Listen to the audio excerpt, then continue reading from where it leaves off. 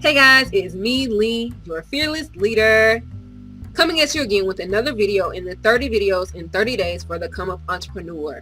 If you have been tuned into these videos, then you know that these videos are intended to not only introduce me to you, but also introduce the Right Plan Quick Launch, a beginner's guide to expert copywriting, to potential students who might be interested in learning more about copywriting or enough about copywriting to start the work of creating copy for their online businesses, and in some cases offline business, which I think a lot of people really should focus on because it's an untapped market. But that's neither here nor there. So these videos have been a exercise in introduction, letting you know who I am, how I teach, my personality, what you can expect from the course, as well as my personal business philosophies and my philosophies on copywriting and just entrepreneurship in general. I don't want to take up too much of your time, but today I want to get into something that I think is very critical in developing your business as you decide to develop your business. So one of the things that I encounter with potential clients, as well as people in general, like people who I know in real life, a lot of times we like to present the idea of perfection or present the idea that we have very few flaws, if we have flaws at all. And in business, that's kind of more detrimental to your business growth than it is helpful to your business growth. Because if you are presenting yourself as this perfect business person, whether you're a freelance writer, a freelance photographer, a musician, an artist, a copywriter, a graphic designer, I don't care what you're doing in your business. When you present yourself as this polished business, people expect polished all the time. And that's simply not how life works. You can do research online about complaints about different businesses because people have negative experiences one time, and then they get online and they try to slander businesses and kind of throw wrenches in people's ability to continue business as usual based on one bad experience. And if that's what you do, that's fine, because I've done it. Excuse me. I hate big cable. I'm not gonna lie. I've worked for a huge cable company in the past, and I hated it then. I hate it now because they take advantage of the little people. And most people don't know what their rights are, so they don't question the behaviors that those big companies take or implement towards the individual consumer. But if you know your rights, you definitely are well within your rights to kind of complain about the treatment that you might get in particular instances. So I said all that to say that when you present yourself as a perfect entity, as a business owner and as a business, you're going to encounter more problems than you want to encounter. Putting your insecurities and your shortcomings in the forefront kind of put you in a position for people to grow with you and grow to learn you and kind of accommodate the things that you don't necessarily do well or don't necessarily know off the bat.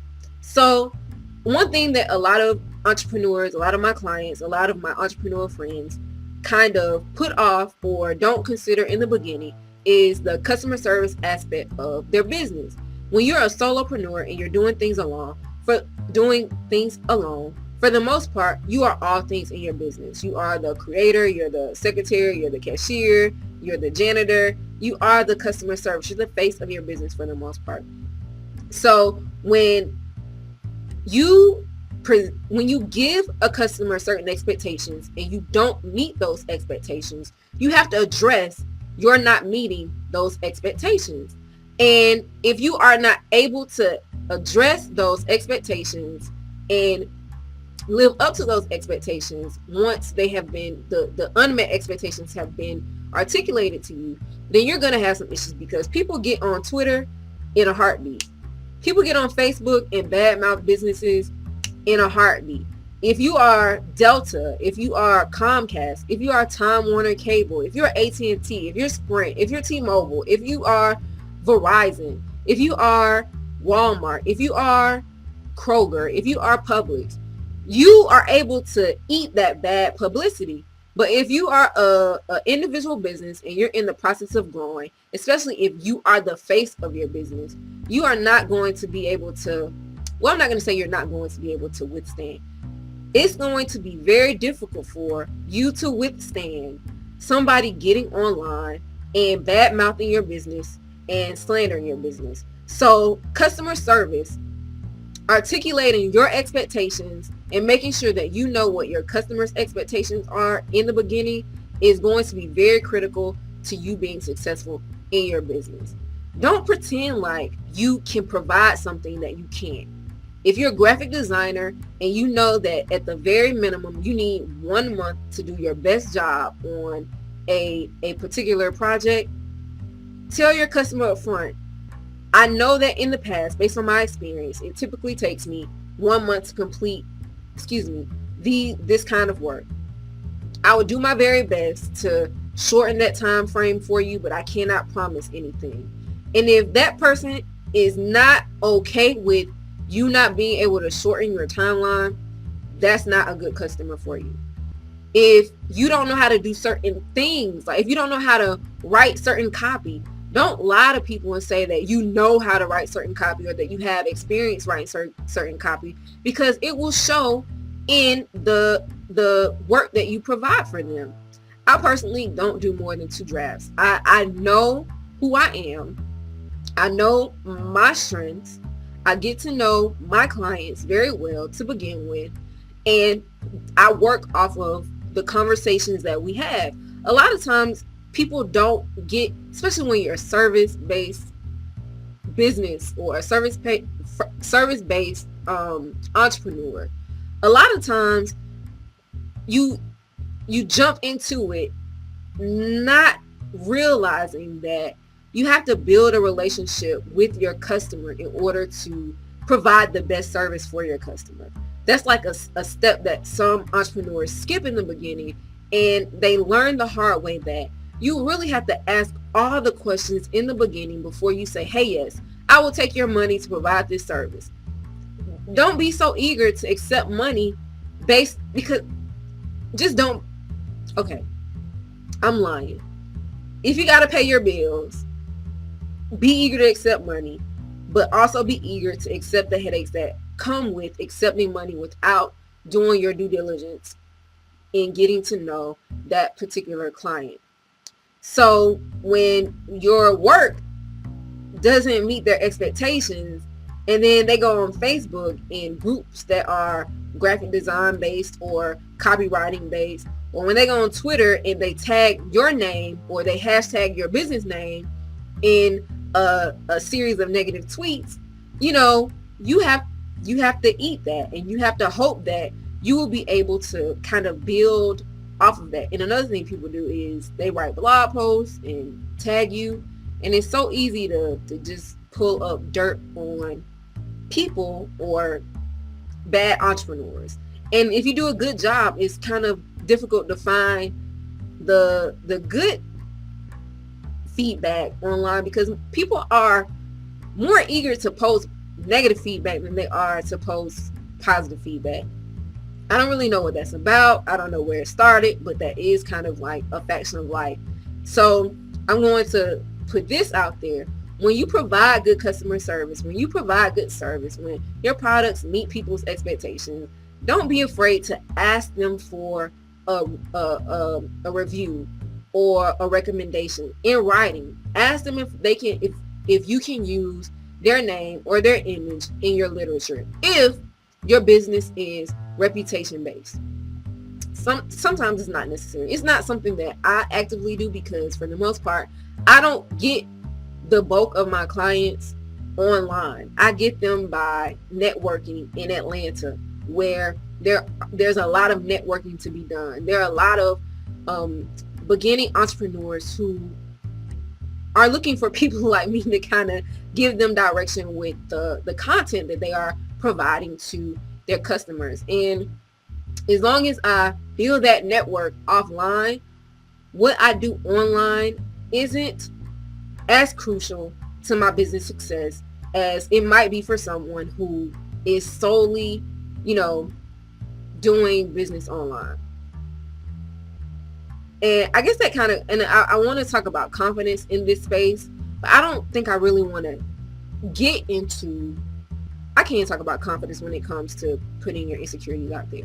So if you approach your business or your customer knowing what you are kind of deficient in, you should also know your strengths, and you should play up your strengths. You should celebrate your strengths. You should tell people what your strengths are.